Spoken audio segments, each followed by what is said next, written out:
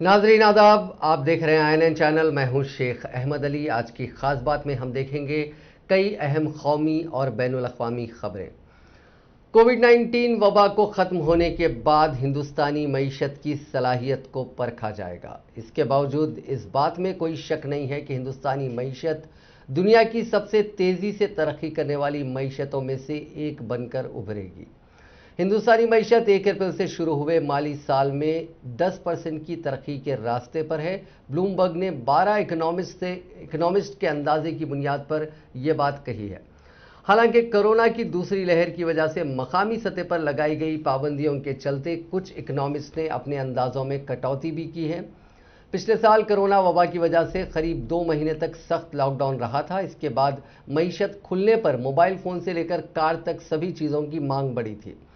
Bloomberg economics का कहना है कि पिछले महीने कई रियासतों ने अपने सतह पर लॉकडाउन का दायरा बढ़ाया है, लेकिन इससे आने वाली गिरावट मईशत की रिकवरी को हल्के में नहीं लेने का इशारा है। माहिरीन मईशत का कहना है कि रियासतों में पाबंदियों में ढील रिकवरी की मजबूती को रफ्तार देगी। वहीं कंज्यूमर खर्च करने के लिए तैयार हैं, क्योंकि वो पिछले साल लॉकडाउन में खर्च नहीं कर पाए थे। ये काफ़ी अहम होगा। एक जानकार का कहना है कि कोरोना के केसेस में कमी आने लगी है। ऐसे में मुल्क के कुछ हिस्से जून से खुल सकते हैं। इसके बावजूद कंज्यूमर्स के खुलकर खर्च होने का इम्कान नहीं है। इससे माशी बेयकीनी और बेरोजगारी बनी रहेगी। साथ ही खानदान खर्च करने के मुकाबले बचत को तरजीह देंगे। रिजर्व बैंक ऑफ इंडिया ने इस महीने की शुरुआत में कहा था कि कोविड-19 की दूसरी लहर का सबसे ज़्यादा असर मांग यानी डिमांड पर पड़ा है। इसके साथ ही मोबिलिटी, गैर ज़रूरी खर्च और रोज़गार भी मुतासिर हुए हैं। रिजर्व बैंक इस हफ्ते ब्याज दरों का जायज़ा लेगा। माना जा रहा है कि रिजर्व बैंक ब्याज दरों में यानी उसकी शरहों में कोई बदलाव नहीं करेगा। साथ ही तरक्की को मदद देने के लिए सिस्टम में और लिक्विडिटी डाल सकता है। बार्कलेस के इकोनॉमिस्ट राहुल बजोरिया का कहना है कि हिंदुस्तान में कोविड-19 की दूसरी लहर के केसेस की तादाद में कमी आने लगी है। इसके बावजूद माशी नुकसान अंदाजे से ज़्यादा हो सकता है। वैक्सीनेशन की धीमी रफ्तार और लॉकडाउन लगाने से हिंदुस्तान की इकोनॉमिक रिकवरी पर भी खासा असर पड़ेगा। बजोरिया का कहना है कि अगर हिंदुस्तान कोविड की तीसरी लहर का सामना करता है तो तरक्की की रफ्तार गिरकर 7.7% तक आ सकती है। पेट्रोल डीजल की बढ़ती कीमतों की वजह से आम आदमी का बुरा हाल है। इस महीने में ही आज 16वीं बार उनकी कीमतों में बढ़ोतरी की गई। इस बढ़ोतरी के साथ ही राजस्थान में पेट्रोल 105 रुपये फी लीटर के पार निकल गया। राजस्थान के श्रीगंगानगर में पेट्रोल 105 रुपये 24 पैसे पर पहुंच गया है। वहीं मध्य प्रदेश के अनूपपुर में भी पेट्रोल 104 रुपये 92 पैसे फी लीटर बिक रहा है। दिल्ली की बात करें तो वहां पेट्रोल 29 पैसे महंगा होकर 94 रुपये 23 पैसे और डीजल 26 पैसे महंगा होकर 85 रुपये 15 पैसे फी लीटर पर पहुंच गया है। वहीं हैदराबाद में आज 30 पैसे के इजाफे के साथ पेट्रोल की कीमत 97 रुपये 93 पैसे फी लीटर हो गई है।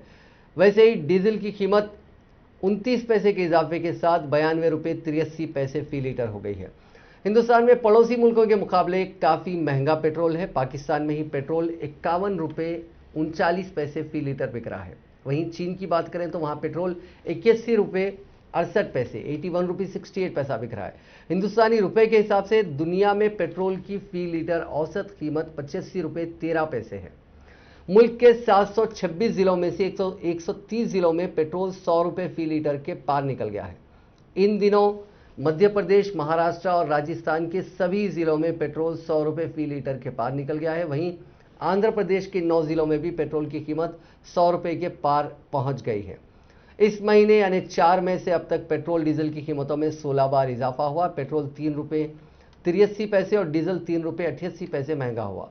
इस महीने से पहले पेट्रोल 90 रुपये 40 पैसे और डीजल 80 रुपये 73 पैसे फी लीटर बिक रहा था। वहीं इस साल की बात करें तो 1 जनवरी को पेट्रोल 83 रुपये 97 पैसे और डीजल 74 रुपये 12 पैसे पर था, जो अब 93 रुपये 68 पैसे और 84 रुपये 61 पैसे फी लीटर हो गया। यानी 5 महीने से भी कम में पेट्रोल 10 रुपये 26 पैसे और डीजल 11 रुपये 3 पैसे फी लीटर महंगा हुआ है। कोरोना वायरस कहां से आया, इसे लेकर दुनिया भर में चर्चा एक बार फिर तेज हो गई है और खदशात भी बढ़ गए हैं। अमेरिकी मीडिया कंपनी ब्लूमबर्ग की एक रिपोर्ट के मुताबिक वायरस की शुरुआत के मुद्दे को लेकर अमेरिका के 2 एक्सपर्ट्स ने बड़ी वार्निंग दी है। उनका कहना है कि या तो कोविड-19 की ओरिजिन का पता लगाएं या फिर कोविड-26 और कोविड-32 के लिए भी तैयार रहें। ये वार्निंग अमेरिका की डोनाल्ड ट्रंप हुकूमत में फूड एंड ड्रग्स एडमिनिस्ट्रेशन के कमिश्नर रहे स्कॉट गॉटलीब और टेक्सास के children's hospital centre for vaccine development के को डायरेक्टर पीटर होटर्स ने दी है। गॉटलीब अभी दवा कंपनी फाइजर के बोर्ड में शामिल हैं। इन दोनों एक्सपर्ट्स ने कहा है कि कोविड-19 के ओरिजिन का पता लगाने और मुस्तकबिल में वबाओं का खतरा रोकने में चीन की हुकूमत को दुनिया की मदद करनी चाहिए। गॉटलीब का कहना है कि चीन की वुहान लैब से कोविड का वायरस लीक होने की थियरी को पुख्ता करने वाली जानकारी में इजाफा हुआ है। साथ ही चीन ने इस थियरी को गलत साबित करने के सबूत भी नहीं दिए हैं। वहीं होटर्स का कहना है कि दुनिया को इस बात का एहसास नहीं है कि जिस तरह कोरोना फैला उससे मुस्तकबिल में भी वबाएं फैलने का खतरा बढ़ गया है। चीन भले ही वुहान से वायरस लीक होने की बात को गलत बता रहा हो, लेकिन इस बात के सबूत पुख्ता होते जा रहे हैं। इस बीच अमेरिका के साबिक वजीर ख़ारजा माइक पॉम्पियो ने तो चीन की मिलिट्री से जुड़ी सरगर्मियों में भी वुहान लैब के शामिल होने का दावा किया है। पॉम्पियो का कहना है कि लैब में मिलिट्री से जुड़ी जो सरगर्मियां हो रही थी उन्हें सिविलियन रिसर्च बताया गया। यहां तक कि चीन ने इसके बारे में वर्ल्ड हेल्थ ऑर्गेनाइजेशन को जानकारी देने से इनकार तक कर दिया था। दुनिया भर में कोरोना की रफ्तार थमने लगी है। बीते दिन दुनिया में करीब 3 महीने बाद नए मुतासरीन का आंकड़ा 4 लाख से नीचे पहुंचा। इतवार के रोज दुनिया भर में 3,98,811 लोगों में वायरस की तस्दीक हुई। इससे पहले 9 मार्च को दुनिया में 3,93,000 लोग कोरोना की चपेट में आए थे। बीते दिन 8,319 लोगों की कोरोना की वजह से मौत भी हुई। इटली में पिछले रोज कोरोना के 2,949 मामले सामने आए और 44 लोगों की जान गई। एक दिन में होने वाली मौतों का यह आंकड़ा पिछले साल अक्टूबर के बाद से सबसे कम है। इससे पहले अक्टूबर मिडिल तक यहां औसतन 40 से 50 अमवात हो रही थी। इसके बाद ये आंकड़ा कई गुना तक बढ़ गया था। दुनिया में कोरोना के अब तक 17 करोड़ 10 लाख से ज़्यादा मामले सामने आ चुके हैं। इनमें से 35,56,000 से ज़्यादा लोगों की मौत हो गई है, जबकि 15 करोड़ 32 लाख लोगों ने कोरोना को मात दी है। फिलहाल 1 करोड़ 43 लाख लोगों का इलाज चल रहा है। इनमें से 92,057 लोगों की हालत तशवीशनाक बनी हुई है।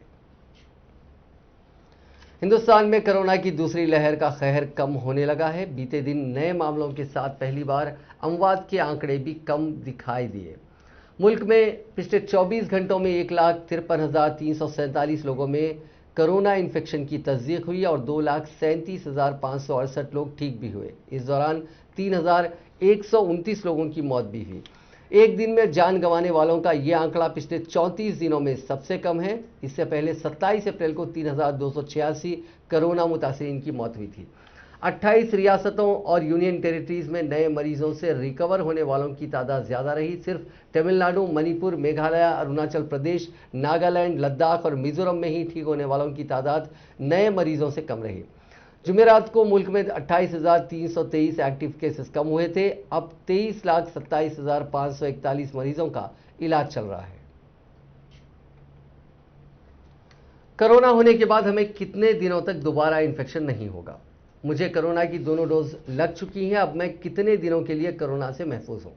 कोरोना से जुड़े इन दोनों सवालों के जवाब अमेरिका में तलाश लिए गए हैं। पिछले दिनों साइंस जर्नल नेचर में पब्लिश 2 स्टडीज के मुताबिक कोरोना के खिलाफ इम्यूनिटी कम से कम 1 साल से लेकर ज़्यादातर मामलों में उम्र भर बनी रहती है। ये इम्यूनिटी वैक्सीनेशन के बाद और सुधर जाती है। दोनों स्टडीज में साफ तौर पर यह पता चला है कि कोरोना से उभर चुके ज़्यादातर लोग जिन्होंने बाद में वैक्सीन लगवाई उन्हें बूस्टर डोज की जरूरत नहीं होगी। हालांकि ऐसे लोगों को बूस्टर या दूसरी डोज की जरूरत होगी जो मुतासिर नहीं हुए या जिनमें इन्फेक्शन होने के बावजूद मजबूत इम्यूनिटी डेवलप नहीं हुई। हालांकि ऐसे लोगों की तादाद बेहद कम होती है। वॉशिंगटन यूनिवर्सिटी के जैक्सन एस टर्नर, एलिजाबेथा कलाइदेना, चार्ल्स डब्ल्यू गॉस और दीगर की पहली रिपोर्ट के मुताबिक वायरस को याद रखने वाली जो नसें हैं, बोन मैरो यानी हड्डियों के अंदर जो स्पंज जैसे टिश्यू में बनी रहती है और ज़रूरत पड़ने पर एंटीबॉडीज़ बनाना शुरू कर देती है। बायोलॉजी रिसर्च वेबसाइट BioRxiv पर ऑनलाइन पोस्ट की गई दूसरी रिसर्च के मुताबिक बी सेल्स नाम की ये नसें इन्फेक्शन होने के कम से कम 12 महीनों तक एक्टिव रहती हैं और मजबूत होती रहती है। यूनिवर्सिटी ऑफ पेंसिल्वेनिया में इम्यूनोलॉजिस्ट स्कॉट हेंसले का कहना है कि ये दोनों रिसर्च पेपर लगातार सामने आ रही हैं, उन रिसर्च से मेल खाती हैं जो ये बताते हैं कि कोरोना के इन्फेक्शन या वैक्सीनेशन से पैदा होने वाली इम्यूनिटी लंबे वक्त तक बनी रहती है। सुप्रीम कोर्ट ने कोविड मैनेजमेंट से जुड़ी पिटीशंस पर पीर के रोज सुनवाई की। Justice DY Chandrachud, justice L Nageswara Rao और जस्टिस रविंद्र भट्ट की बेंच ने वैक्सीनेशन के लिए कोविन ऐप पर रजिस्ट्रेशन की कंपल्शन को लेकर भी सवाल किया। अदालत ने कहा कि झारखंड के किसी मजदूर का राजस्थान में रजिस्ट्रेशन कैसे होगा। मरकज डिजिटल इंडिया की बात करता है, लेकिन दही इलाकों में हालात अलग हैं, इसलिए मरकज को जमीनी हालात को ध्यान में रखकर पॉलिसी में बदलाव करना जरूरी है। वैक्सीनेशन पॉलिसी पर सुप्रीम कोर्ट ने कहा कि मरकज कहता है कि ज्यादा तादाद में वैक्सीन खरीदने पर उसे कम दाम चुकाने पड़ रहे हैं। अगर आपका यही तर्क है तो रियासतों को वैक्सीन के ज्यादा दाम क्यों देने पड़ रहे हैं। मुल्क भर में वैक्सीन के दाम एक जैसे रखे जाने की जरूरत है। पिछले 2 महीनों में वबा बढ़ी है। जिन दही इलाकों में लोग डिजिटल सिस्टम से वाकिफ नहीं हैं, उनके वैक्सीनेशन के लिए क्या किया जा रहा है। अदालत ने पूछा कि आपने कहा कि दही इलाकों में NGOs के जरिए कोविन ऐप पर रजिस्ट्रेशन करवा सकते हैं। हमारी अदालत के क्लर्क और सेक्रेटरीज ने कोविन पर रजिस्ट्रेशन की कोशिश की है ताकि ये जान सकें कि ऐप किस तरह काम करता है।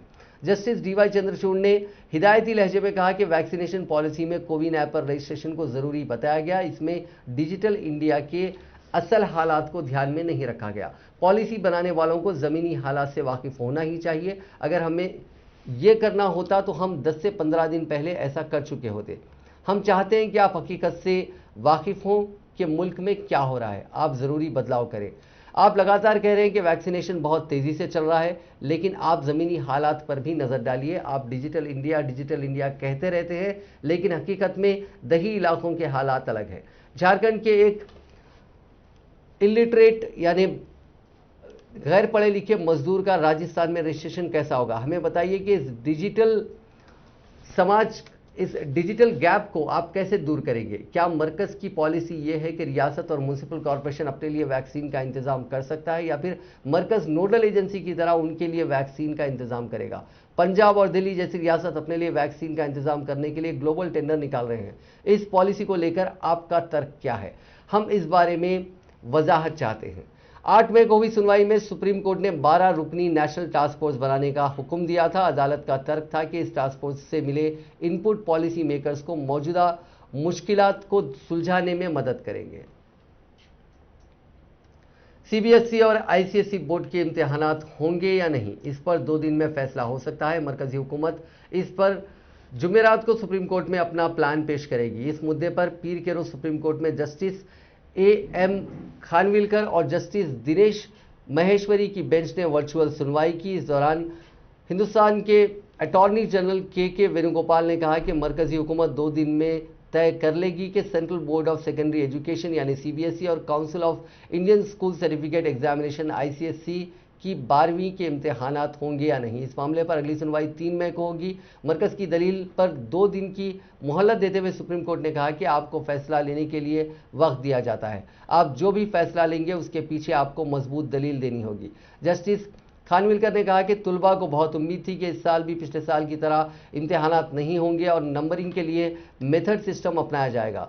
CBSE इम्तिहानात कैंसिल करने की पिटीशन डालने वाली एडवोकेट ममता शर्मा ने एक मीडिया हाउस से बात करते हुए कहा कि आज की बहस उम्मीद जगाने वाली है। बेंच ने हमें पॉजिटिव इशारे दिए हैं। उम्मीद है कि जुमेरात को फैसला स्टूडेंट्स के हक में आएगा। America, Canada, Thailand, Australia, European union और कुछ एशियाई मुल्कों की हुकूमतें वो एयरलाइंस इंडस्ट्रीज मुबैना तौर पर वैक्सीन पासपोर्ट लागू करने की तैयारी कर रही हैं। कोरोना वबा के चलते इसराइल ने इस साल फरवरी से ही वैक्सीन पासपोर्ट या वैक्सीन सर्टिफिकेट कंपलसरी कर दिया है। असल में एक मोबाइल ऐप के जरिए ये पूरा इंतजाम तैयार किया जा रहा है, जिसके ज़रिए मुसाफिर ये साबित कर पाएँ कि उन्होंने वैक्सीनेशन करा लिया है। इससे वो क्वारंटाइन होने के ख़वाइद से बच जाएंगे। पिछले हफ्ते यूरोपीय मुल्कों ने भी जो इंटरनेशनल पैसेंजर्स होते हैं उनके लिए 2 लिस्ट बना ली है। इनमें ग्रीन लिस्ट और एम्बर लिस्ट है। ग्रीन लिस्ट में पोर्चुगल, ऑस्ट्रेलिया, सिंगापुर, इसराइल और न्यूजीलैंड समेत 16 मुल्कों के शहरी यूरोपीय यूनियन के सभी 30 मुल्कों में बेरोक-टोक घूम सकते हैं। उन्हें कोरोना टेस्ट कराने और क्वारंटाइन होने की जरूरत नहीं है। एम्बर या रेड लिस्ट में चीन, Spain, America, Germany, France, Italy समेत 12 मुल्कों के शहरियों को यूरोपियन यूनियन के मुल्कों में दाखिल होने के लिए कुछ शर्तें रखी गई हैं। सफर से 3 दिन पहले ही नेगेटिव रिपोर्ट और 10 दिन आइसोलेशन जैसी शर्तें माननी होगी। इसमें मुसाफिर को खुद को सेल्फ आइसोलेशन में रखने का खर्च भी उठाना होगा, जो 1750 यूरो यानी करीब 1,82,000 रुपये होंगे। हालांकि अगर मुसाफिर के पास वैक्सीन पासपोर्ट हो तो इन शर्तों से बच सकता है। कोरोना की दूसरी लहर के शिकार हुए ब्राजील, हिंदुस्तान और साउथ अफ्रीका जैसे मुल्कों को अभी दोनों ही लिस्टों के बाहर रखा गया है, लेकिन मीडिया रिपोर्ट्स में दावा किया जा रहा है कि हिंदुस्तान को रेड लिस्ट में रखा जाएगा। अलग अलग मुल्क मुसाफिरों को लेकर अपने अजीबो गरीब नियम जो क़वायद बना रहे हैं। इससे बचने के लिए इंटरनेशनल एविएशन ट्रैवल एसोसिएशन और वर्ल्ड इकोनॉमिक फोरम करीब 350 प्राइवेट और पब्लिक एसोसिएट्स के साथ मिलकर एक कॉमन पास लॉन्च करने की तैयारी में है, लेकिन अभी वो कर नहीं पाया है। अगर ये कॉमन पास वाली सहूलत जल्द आ जाएगी तो हिंदुस्तानी मुसाफिरीन को आने जाने में आसानी होगी। अलीगढ़ में जहरीली शराब से मरने वालों की तादाद 83 हो गई है। लगातार तीसरे दिन यानी इतवार के रोज़ 20 लोगों ने जान गंवाई। इसमें शहरी इलाकों के 6 लोग शामिल थे। करीब 20 से ज़्यादा लोगों की हालत अभी भी तशवीशनाक बनी हुई है। इनका ज़िले के अलग अलग अस्पतालों में इलाज चल रहा है। सबसे तशवीशनाक बात यह है कि शहरी इलाकों में जिन 6 लोगों की मौत हुई, इन लोगों ने इतवार के रोज़ ही शराब पी थी। मतलब साफ है कि इतना बड़ा हादसा होने के बावजूद बाजार में जहरीली शराब खुलेआम बिक रही है, लोग मर रहे हैं और डिस्ट्रिक्ट मजिस्ट्रेट चंद्रभूषण सिंह और एसएसपी कलानिधि नैथानी मरने वालों के आंकड़ों को छिपाने में जुटे हुए हैं। डीएम के मुताबिक अब तक 25 लोगों की मौत जहरीली शराब से हुई। बाकी जिन लोगों के लाशें पोस्टमार्टम के लिए पहुंची हैं वो सभी मुश्तबा हैं। उनका विसरा महफूज कर लिया गया है। उसकी जांच से पता चल पाएगा कि उनकी मौतें कैसी हुई। ये कारसी थाना इलाके के चंद्रिया में देर रात शराब पीने से 5 लोगों की तबीयत बिगड़ गई थी, जिसके बाद उनको अस्पताल में भर्ती कराया गया, जहां पर सबकी मौत हो गई थी। एक की हालत तशवीशनाक बनी हुई है। वहीं सुबह होते ही धनीपुर इलाके में 3 लोगों की मौत हो गई, जबकि 6 से ज़्यादा लोग अस्पताल में भर्ती हुए। बताया जा रहा है कि इन लोगों ने मकामी सप्लायर ओपी यादव से शराब खरीदी थी। सुप्रीम कोर्ट की जानिब से तहफ़्फ़ुज़ात रद्द किए जाने से नाराज चल रहे मराठा कम्युनिटी के लिए पीर के रोज़ अच्छी खबर सामने आई है। उद्धव ठाकरे हुकूमत ने माशी तौर से कमज़ोर यानी इकोनॉमिकली बैकवर्ड कम्युनिटीज़ के तुलबा और कैंडिडेट्स को 10% रिजर्वेशन देने का ऐलान किया है। इस सिलसिले में पीर के रोज़ जारी अहकाम में कहा गया है कि माशी तौर से कमज़ोर मराठा कम्युनिटी के नौजवानों को तालीमी इदारों में 10% रिजर्वेशन मिलेगा। साथ ही डायरेक्ट रिक्रूटमेंट जो होता है उसमें मराठा उम्मीदवारों को इस रिजर्वेशन का 10% का फ़ायदा मिलेगा। इससे पहले हुकूमत ने फैसला किया था कि अब तक रियासत में मराठा रिजर्वेशन लागू नहीं हो जाता तब तक मराठा कम्युनिटी 10% EWS रिजर्वेशन का फ़ायदा उठा सकती है, लेकिन अब पहले के फैसले को उलटकर EWS के लिए इसे लागू कर दिया गया है। सुप्रीम कोर्ट ने महाराष्ट्र में मराठा कम्युनिटी को सरकारी नौकरियों और तालीमी इदारों में मिलने वाले तहफ़्फ़ुज़ात को गैर कानूनी करार दिया था। ये तहफ़्फ़ुज़ात माशी और समाजी पिछड़ेपन की बुनियाद पर दिया गया था। कोर्ट ने चारशंबे को दिए गए फैसले में कहा कि 50% रिजर्वेशन की हद तय करने वाले फैसले पर फिर से गौर करने की ज़रूरत नहीं है। कांग्रेस पार्टी ने कहा है कि वज़ीर-ए-आज़म नरेंद्र मोदी की ज़ेर-क़यादत भारतीय जनता पार्टी की 7 साला हुक्मरानी के दौरान बैंकों में फ्रॉड तेजी से बढ़ा और हुकूमत ठगों के खिलाफ कार्रवाई करने में नाकाम रही, जिसकी वजह से मुल्क में बैंककारी निज़ाम बुरी तरह तबाह हो गया। कांग्रेस के तर्जुमान गौरव वल्लभ ने पीर के रोज़ प्रेस कॉन्फ्रेंस में कहा कि रिजर्व बैंक ने अपनी सालाना रिपोर्ट जारी की है। रिपोर्ट के अहम हिस्से में बैंकों में फ्रॉड का आदाद-ओ-शुमार दर्ज करते हुए रिजर्व बैंक ने कहा कि पिछले 7 वर्षों के दौरान बैंकों में 1,38,000 करोड़ रुपए का फ्रॉड हुआ। वल्लभ ने कहा कि बैंककारी फ्रॉड के मामलात में इस इजाफे की वजह हुकूमत की बेहिसी है, जिसकी वजह से ठगों को हौसला मिला और बैंककारी निजाम चौपट हो गया है।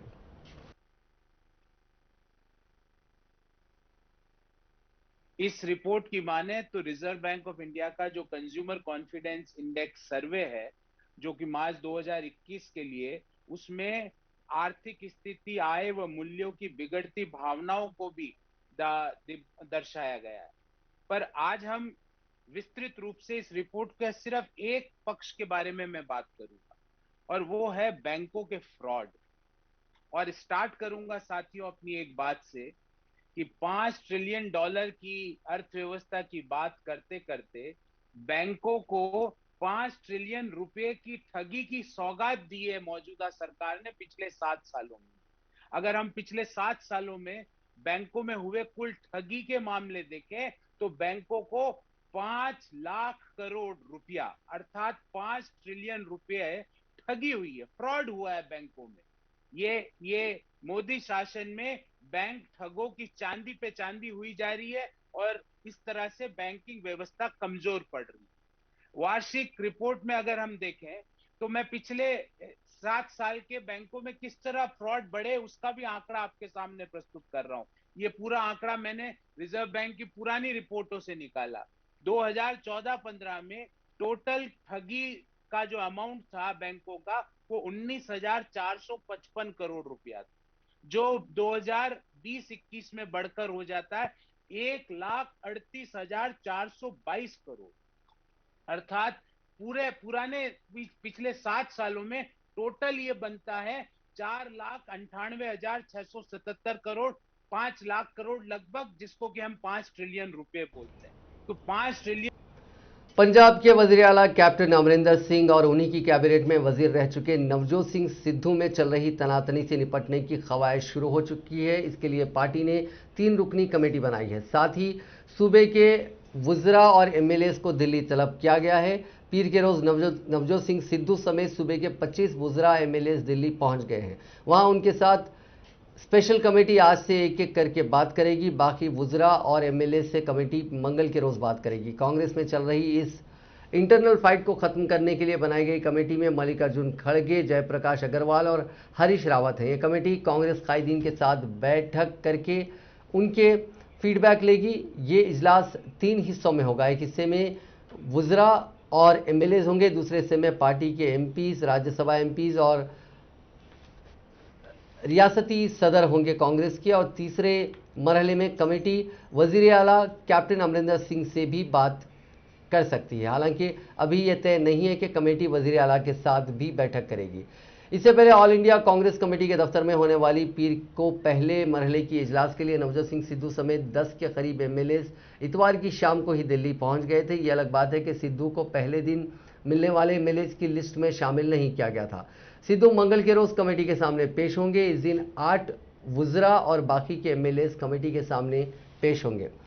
पंजाब में कांग्रेस के 80 एमएलएस हैं। वहीं पार्टी ने वुज़रा और एमएलएस को बुलाने में भी बैलेंस बनाने की कोशिश की है। कमेटी ने एक जोन के एमएलएस को एक बार में नहीं बुलाया, बल्कि अलग अलग इलाकों के एमएलएस को एक साथ बुलाया है ताकि हर एक ये जान सके, ताकि हर एक से सही तरीके से फीडबैक हासिल की जा सके।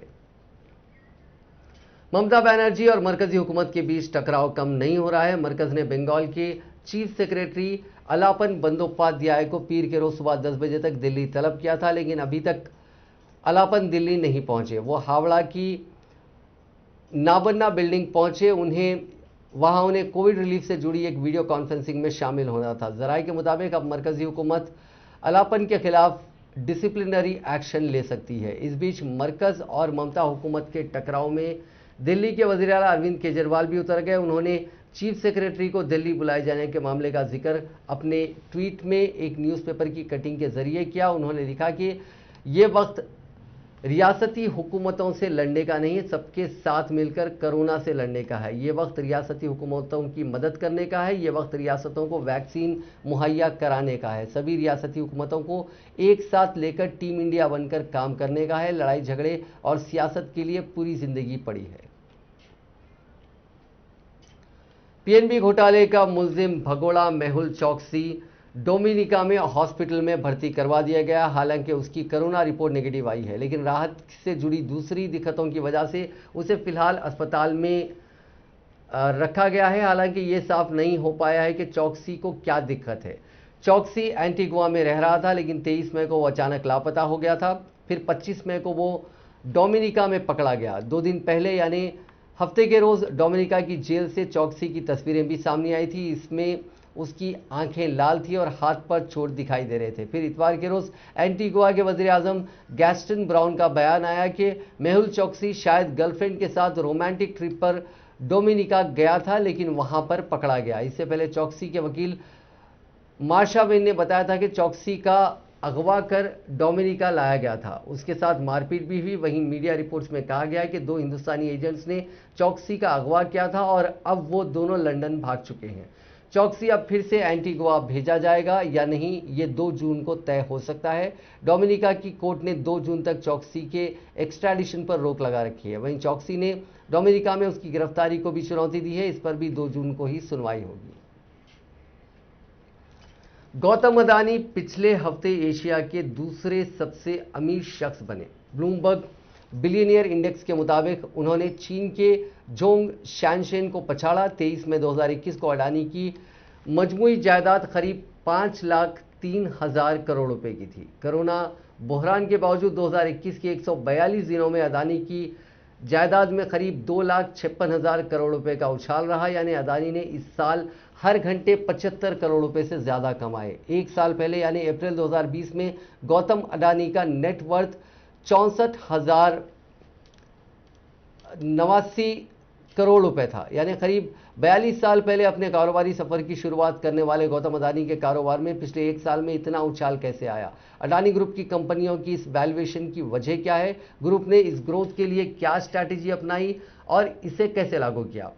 यहां इन सभी सवालों के जवाब देने के साथ एक अडानी की जिंदगी का खाका भी हम पेश कर रहे हैं। गौतम अडानी की नेटवर्थ में उछाल की सबसे बड़ी वजह अडानी ग्रुप की लिस्टेड कंपनियों के शेयरों में बम्पर तेजी रही है। अडानी ग्रुप की 6 कंपनियां बाजार में लिस्टेड हैं। मई 2020 में इन कंपनियों का मार्केट कैप यानी शेयर बाजार में लिस्टेड शेयरों की वैल्यू 1,45,000 करोड़ थी, जो अब बढ़कर करीब 8,37,000 करोड़ तक पहुंच गई है। यानी पिछले 1 साल में अडानी ग्रुप की कंपनियों का मार्केट कैप करीब 6 गुना बढ़ा है।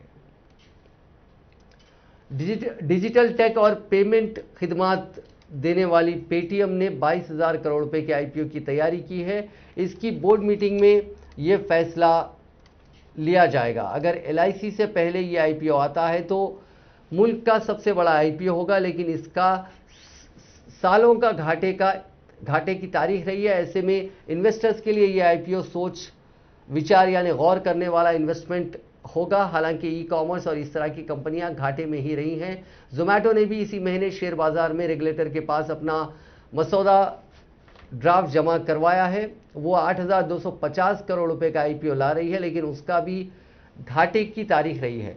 कंपनी ने कहा है कि वो तारीखी तौर से घाटे वाली रही है और आगे भी ऐसा रह सकता है।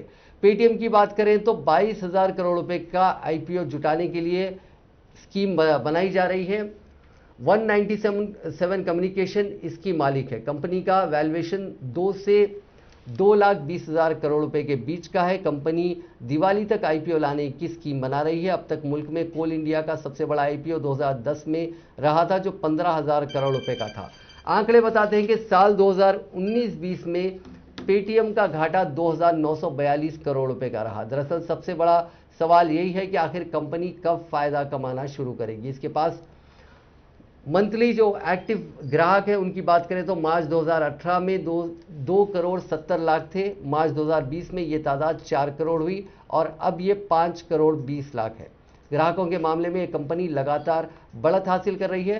पेटीएम करीबन 30 सब्सिडरी कंपनी चलाती है, इसमें 7 एसोसिएट और जॉइंट वेंचर में है। माली साल 2019 में इसकी रेवेन्यू 3,232 करोड़ रुपए थी, जबकि 2020 में 3,281 करोड़ रुपए रही।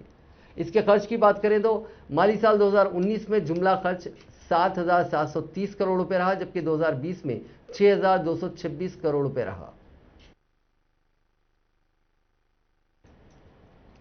नाजरीन, आज की खास बात में बस इतना ही। आपसे कल मुलाकात होगी नई खबरों के साथ, नए एनालिसिस के साथ। फिलहाल दीजिए इजाजत। खुदा हाफिज।